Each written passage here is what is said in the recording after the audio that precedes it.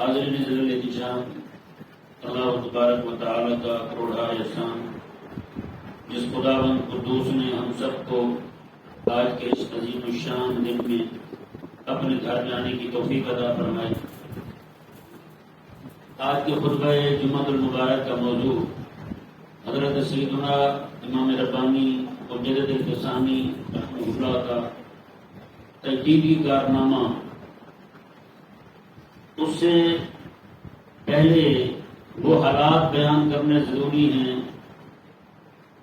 جو حالات پیدا کیے گئے، ان حالات کی اصلاح کے لیے اللہ تبارک و تعالی نے حضرت مجدد الفسانی رحمہ اللہ کو مجدد بنایا۔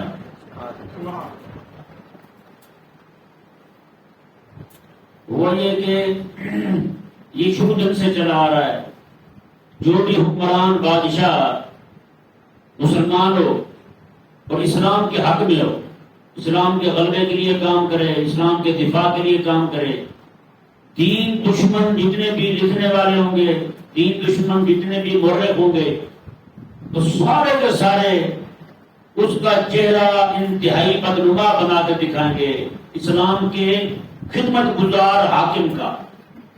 جو بھی اسلام کا خدمت گزار ہوگا اس کے متعلق ان کا رویہ دین دشمنوں کا، کافروں کا یہی رہا ہے شروع دن سے۔ آپ حضرت محمد بن قاسم رحمہ اللہ کو دیکھ لیں، ان کے متعلق موجودہ دور کے جتنے بھی لبرل ہیں، جتنے بھی سیکولر بے دین طبقہ ہے، وہ سارے کے سارے یہی کہتے ہیں نعوذ باللہ محمد بن قاسم جو ہے بہت بڑا دھوکے باز بن رہا تھا، بہت بڑا غاصب بن رہا تھا، نعوذ باللہ۔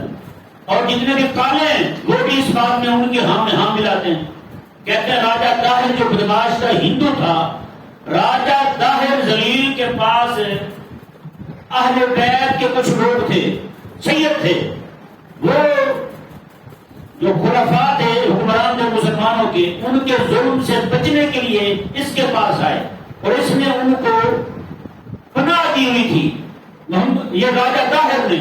تو کہتے ہیں محمد بن قاسم جو ہے اس سیدوں کو مارنے کے لیے یہاں ہندوستان آیا تھا، سندھ میں آیا تھا، سیدوں کو مارنے کے لیے یہاں آیا تھا۔ تو کہتا ہے راجہ طاہر جو تھا وہ تو اہل بیت کا خادم تھا، یعنی اس طرح کر کے راجہ طاہر کو بڑھا چڑھا کے پیش کرتے ہیں، اسے حافظ ناموس اہل بیت تک قرار دے دیتے ہیں، اور دوسری طرف محمد بن قاسم جو ہے اس کو ڈاکو اور غاصب پتہ نہیں کیا کیا اس کے لیے الفاظ استعمال کرتے ہیں۔ یہ موجودہ دور کے لبرل جو ہیں وہ اس طرح کی باتیں کرتے ہیں۔ صرف ان تک کی بات معلوم نہیں محمد بن قاسم رحمہ اللہ تک، اور بعد میں بھی دیکھ لیں اکبر بادشاہ جو ہے یہ بے دینوں کی آنکھ کا تارا ہے، جتنے بھی مورخ ہیں بے دین، وہ چاہے کافر ہوں، یہود و نصارہ ہوں، ہندو ہوں، جو بھی ہوں، ان کی آنکھ کا تارا ہے، اور یہاں تک کہ اسے بڑا مسلمانوں کا خیر خواہ بنا کر پیش کرتے ہیں، اور اسے لقب نہیں بے دینوں میں دے رکھا ہے اکبر اعظم۔ حساب لگا اکبر اعظم کا لقب دے رکھا ہے انہوں نے اکبر بادشاہ کو، اور جتنے بھی مسلمان نام نہاد حکمران ہوں گے اور وہ دین کے دشمن ہوں گے، اسلام کی پیٹ کھلی کرنے والے ہوں گے، اسلام کو استحصال کرنے والے ہوں گے، وہ ان کی آنکھ کا تارا ہوتے ہیں، اور جتنے اسلام کا غلبہ کا کام کرنے والے ہوں گے وہ ان کے لیے جناب ڈاکو ہوں گے، غاصب ہوں گے اور قاتل ہوں گے، پتہ نہیں کیا کیا الفاظ دیتے ہیں۔ جتنا دشمنی یہاں کے ہندوؤں کو اورنگزیب عالمگیر سے ہے اتنی کسی سے نہیں، یعنی جہانگیر ہو گیا اس سے بڑی دشمنی ہے ان کو۔ اکبر جو ہے وہ ان کی آنکھ کا تارا ہے۔ اب دیکھیں یہ کیسے معاملات کیسے کھڑے ہوئے۔ اکبر کے دور کو تین طرح کے ادوار میں شامل کیا جا سکتا ہے، تین قسموں میں۔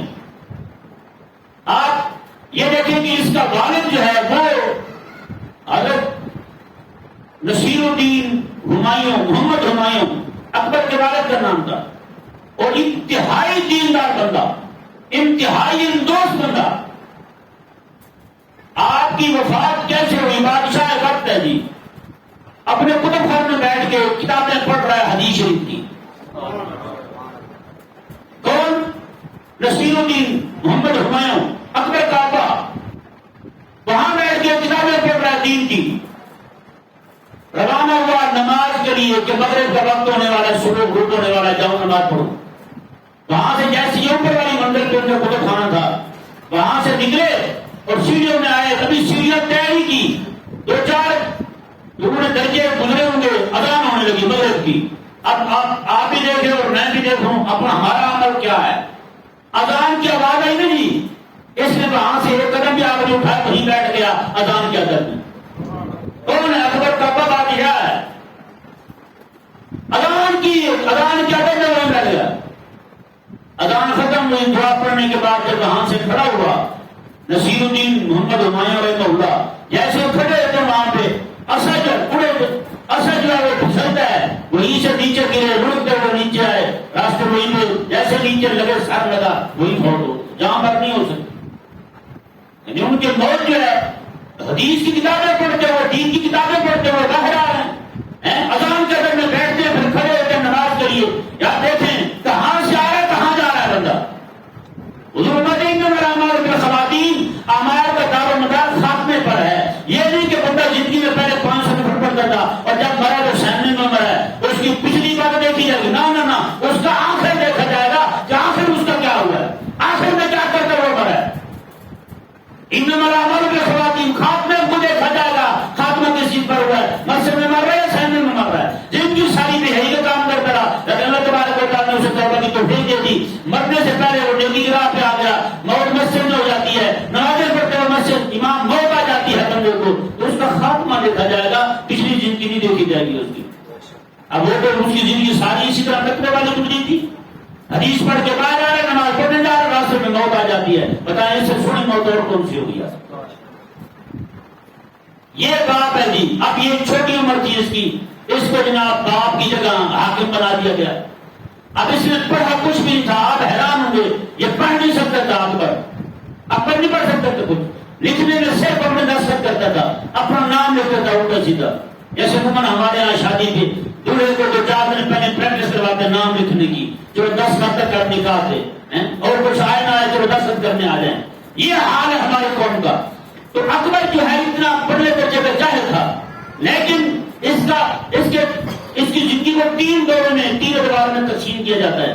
پہلا دور اس کا وہ خالصتاً سنی ہونے کا، ایک خوش نما عقیدہ رکھنے والا، خوش عقیدہ مسلمان سنی تھا. یہ جیسے آج کل کے آپ ریڈیو کے عقائد کو دیکھ لیں، آج کل کے جو سنی ہیں ہمارے، ان کے اعمال کو دیکھ لیں، ان کے معمولات کو دیکھ لیں، بالکل وہی تھا اس کا. اس کے ہاں اولاد نہیں ہو رہی. شیخ سلیم چشتی رحمہ اللہ کے پاس جاتا ہے، ان کو ڈال کہتے ہیں یہ دعا کر دیں. انہوں نے دعا کی، اللہ تبارک و تعالیٰ نے اس کو بیٹا عطا کیا جہانگیر. اب اس نے نام اس کا جہانگیر رکھا بطور تبرک تیمن. حضرت شیخ سلیم چشتی رحمہ اللہ کا نام ان کے نام سے بیٹے کا نام سلیم رکھا. جہانگیر بھی اور سلیم بھی 2 نام رکھے. وہی بندہ اس نے آگرہ سے چلا اجمیر شریف گیا، وہاں جا کر منت مانی اللہ تعالیٰ مجھے بیٹا دے دے. یہی اکبر، اللہ تعالیٰ مجھے بیٹا دے دے تو میں اپنے بیٹے کو لے کر یہاں آؤں گا حضرت خواجہ صاحب رحمہ اللہ کے مزار پر، اور یہاں آ کر آؤں گا بھی پیدل آؤں گا. میں آگرہ سے بادشاہ ہے، پیدل جنا کر بیٹا پیدا ہوا تو پیدل آگرہ سے چل کے اجمیر شریف جاتا ہے حضرت خواجہ صاحب رحمہ اللہ کے مزار پر حاضر دینے کی. اس کا پہلا دور ساری رات جا کے مسجد میں عبادت کرتا ہے. اکبر مسجد میں اذان خود دیتا تھا، امام مسلم بیٹھتا اذان دیتا ہے، بادشاہ صفائی مسجد کی خود کرتا ہے، ساری رات جا کے اللہ کرتا ہے، اور رات و وظائف سارے شروع کے حاصل ہیں، اس کو پڑھتا ہے سارے وظائف. لیکن ہوتا کیا ہے جناب، یہ وہی بندہ حدیث شریف سننے کے لیے جاتا ہے ملا عبد النبی رحمہ اللہ کے پاس. ملا عبد النبی اس وقت کے بہت بڑے محدث تھے، ان کے ہاں جاتا اور جا کے خود ان کے گھر میں چل کے جاتا ہے حدیث سننے کے لیے. جب جاتا کوئی پاؤں مار کر ان کے جوتے کو آگے پیچھے کر دیتا، یہ حاکم ہو کر ان کے جوتے سیدھے کرتا اور رسول اللہ علیہ السلام کی حدیث سنا کرتا تھا. یعنی اس طرح کا، یعنی علماء کا ادب کرنے والا بندہ، علماء کے گھر چل کے جایا کرتا تھا، ان سے ملاقاتیں کرنے کے لیے، ان کی زیارت کرنے کے لیے. آخر معاملہ خراب کہاں ہوا؟ یعنی اس میں 3 بندے آئے اس کی زندگی میں جنہوں نے اس کا بیڑا گرک کیا. 3 بندے، اور وہ تینوں مولوی، اور اتنے بڑے مولوی کہ آپ حیران ہو جائیں گے. آپ سوچیں گے پتہ نہیں مولوی کیسے ہوں گے، کس طرح کے مولوی ہوں گے.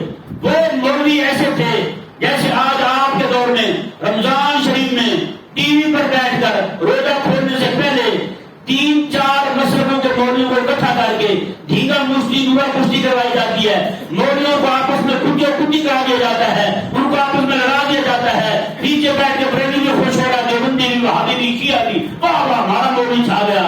اس طرح کے مولوی اس کی زندگی میں آئے، انہوں نے اس کا بیڑا کر دیا. وہ کیسے آئے گی؟ ناگور کا ایک عالم تھا بہت بڑا، اس کا نام تھا شیخ مبارک، اور اس کے دو بیٹے تھے ابو الفضل اور ایک فیضی. یہ دونوں بھی بڑا کے عالم تھے، بڑا کے ذہین تھے یہ لوگ. اب ہوا یہ معاملہ، اب میں آپ کے سامنے وہ بات رکھنا چاہتا ہوں جو میں اکثر کہتا ہوں.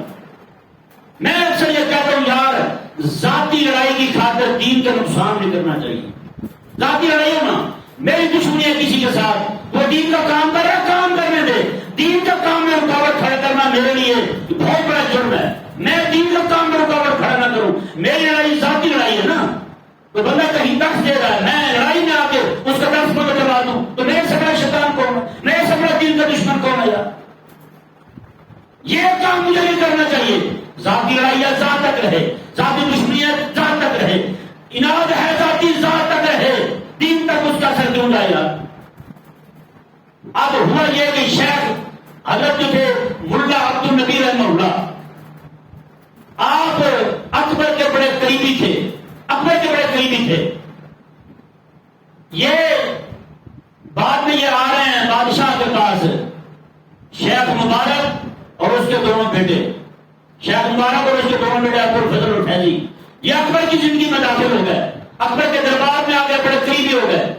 کوئی معاملہ ایسا بنا، شیخ ملا عبد النبی کی وجہ سے شیخ مبارک کو وہاں سے نکال دیا گیا، جلا وطن کر دیا گیا، مختلف جگہوں پہ گیا، میری سفارش کر دیں، میری سفارش کر دیں. بہرحال کسی نے سفارش کر دی، خط لکھ کر دیا کسی بزرگ نے.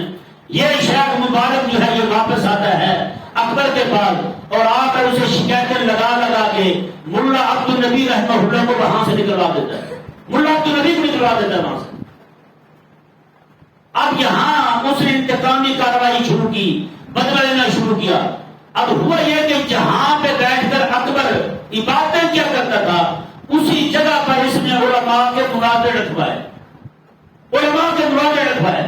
100 سے زائد علماء ایک ایک وقت میں جمع ہوتے، وہاں بیٹھ کر مسائل میں مناظرے ہوتے، اور اس طرح مناظرے ہوتے جس طرح آج آپ ٹی وی پہ ہوتے ہیں. ایک دوسرے کو کافر تک کہتے تھے. علماء نے لکھا ہے، ملا عبد القادر بدیعی رحمہ اللہ لکھتے ہیں، کہتے ہیں اس طرح ایک دوسرے پہ غصے ہو جاتے تھے، خون ان کے منہ پہ دکھائی دیتا تھا، لگتا ہے اس میں جیسے کسی کو ابھی قتل کر دیں گے. ڈانگیں اٹھا کر مارنا شروع کر دیتے تھے اکبر کے دربار میں اندر، یہاں وہ بیٹھ کے عبادت کیا کرتا.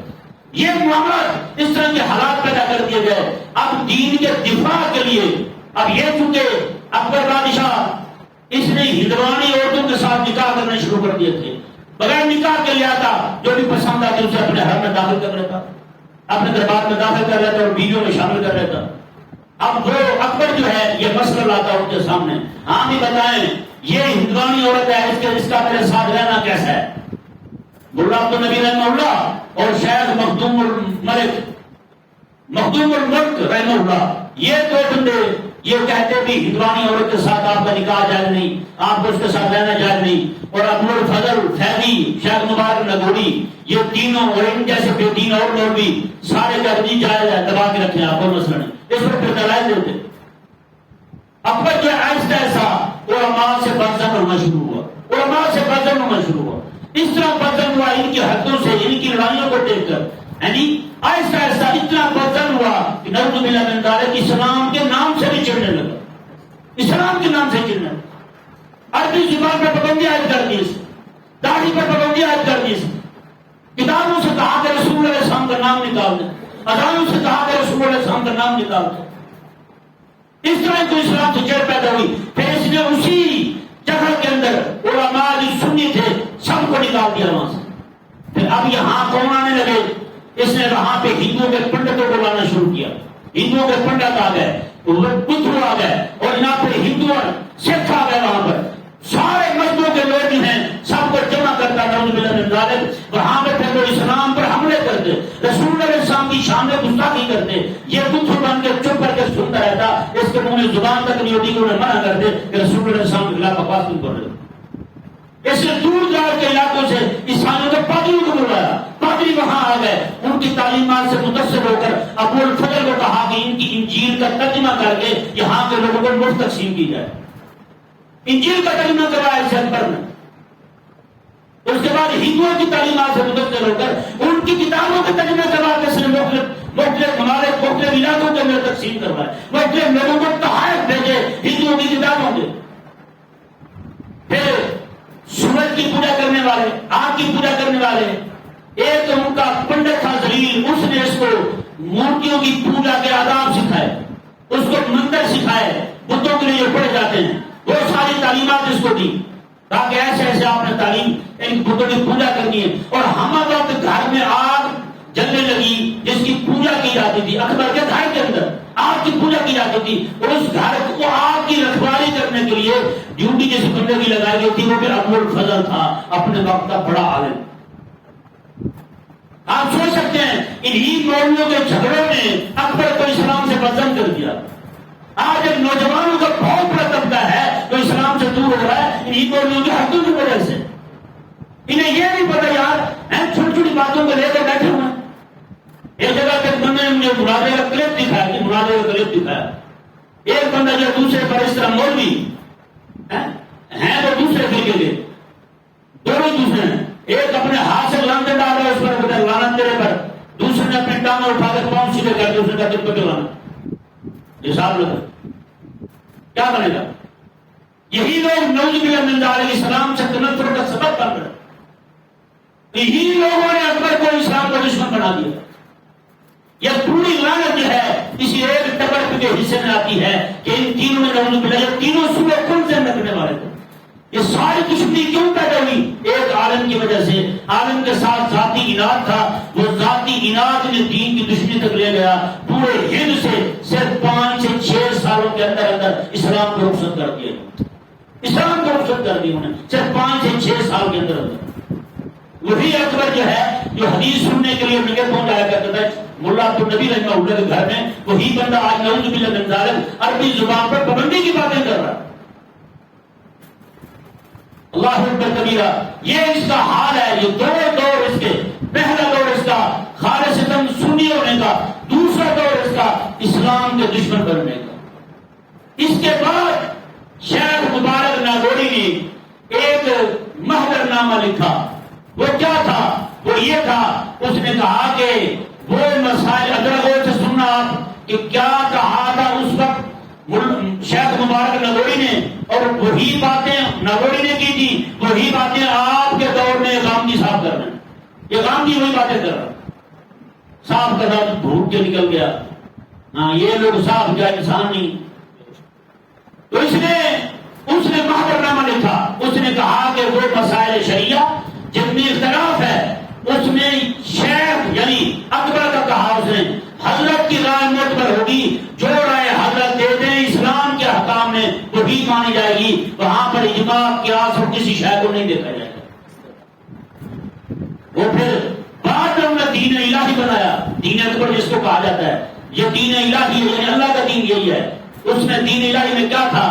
وہ بیٹھ کے ہندوؤں کے پنڈت، سکھوں کے وڈیرے، یہودیوں کے پادری بڑے تھے، ان کے وہ عیسائیوں کے پادری، یہ سارے بیٹھے اکٹھے ہوتے تھے، وہاں بیٹھ کر اپنے اپنے جناب عقیدے پر دلائل دیتے تھے۔